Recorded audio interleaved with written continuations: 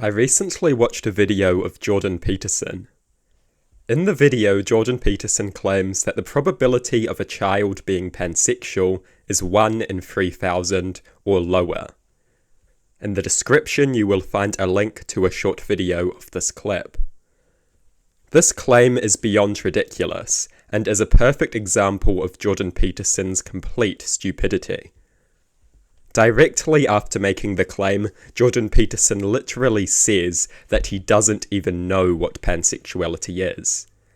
How exactly do you identify the probability of something when you don't even know what the thing is?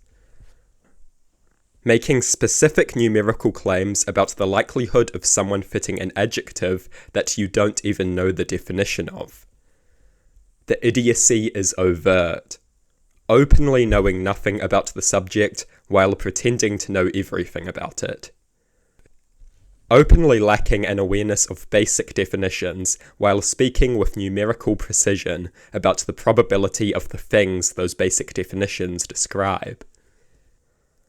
Peterson's reasoning for this statistical claim is somehow even more stupid.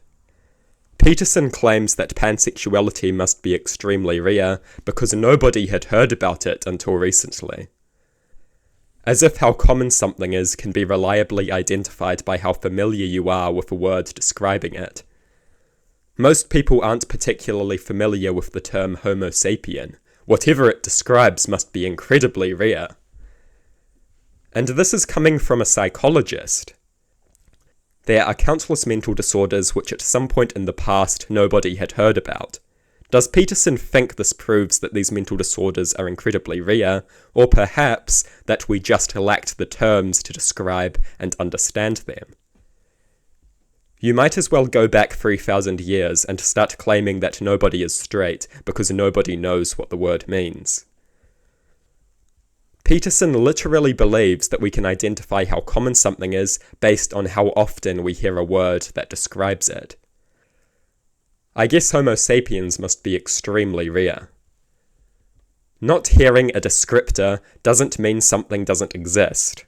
Not being familiar with an adjective doesn't indicate the rarity of that which it describes. It only indicates your own ignorance.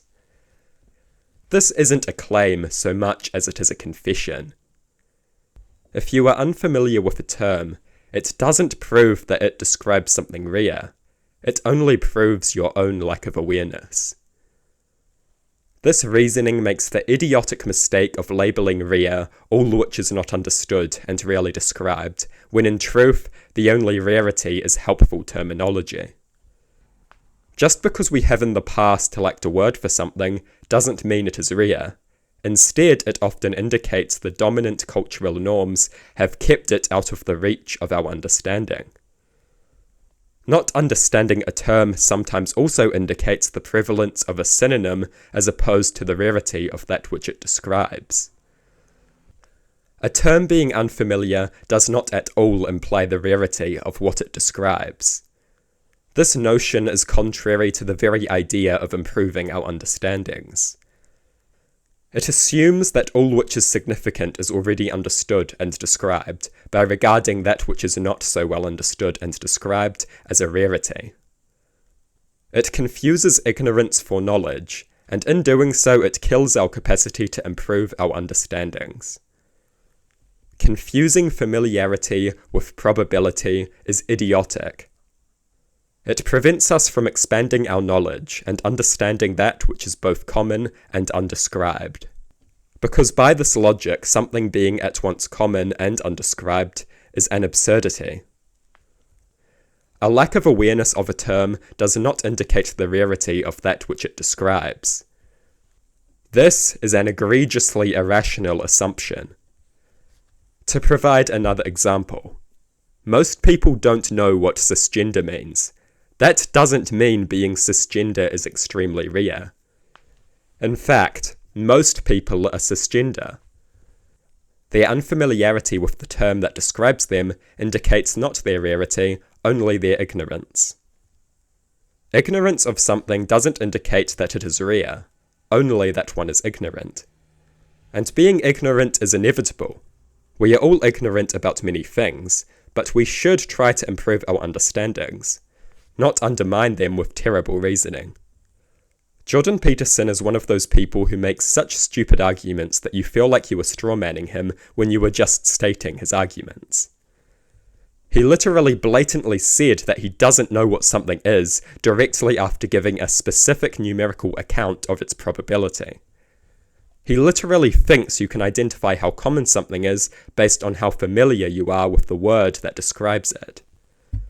The logical conclusion of this reasoning is that cisgender people and Homo sapiens are very rare. They are not, which disproves the obviously stupid reasoning. I guess disease doesn't exist in societies where people don't know what the word disease means. As if that which a term describes doesn't exist independently of people's knowledge of the specific describing term. Jordan Peterson's reasoning is completely idiotic. And how exactly can you simultaneously not know what something is and have a precise idea of how common it is? How can you make judgments on how common something is when you don't even know what the thing is? A man pretending to know specific numerical probabilities of someone exhibiting a characteristic while openly not knowing a basic definition of that characteristic. A man openly knowing nothing while pretending to know everything and being taken seriously by millions of people. Absolutely terrifying. Much scarier than Jordan Peterson himself is how seriously he is taken. He should be yelling on a street corner, but he is treated like a serious intellectual, in spite of being a complete joke intellectually. It isn't just that he is worshipped in spite of his idiocy. His idiocy is worshipped. This clip has millions of views, over 100,000 likes, and countless comments expressing immense admiration. Jordan Peterson is openly ignorant about what he is talking about, and still people treat him like an intellectual god. Human stupidity is terrifying. The path to hell is paved with human idiocy. Human irrationality is the father of evil. One should keep this maxim close.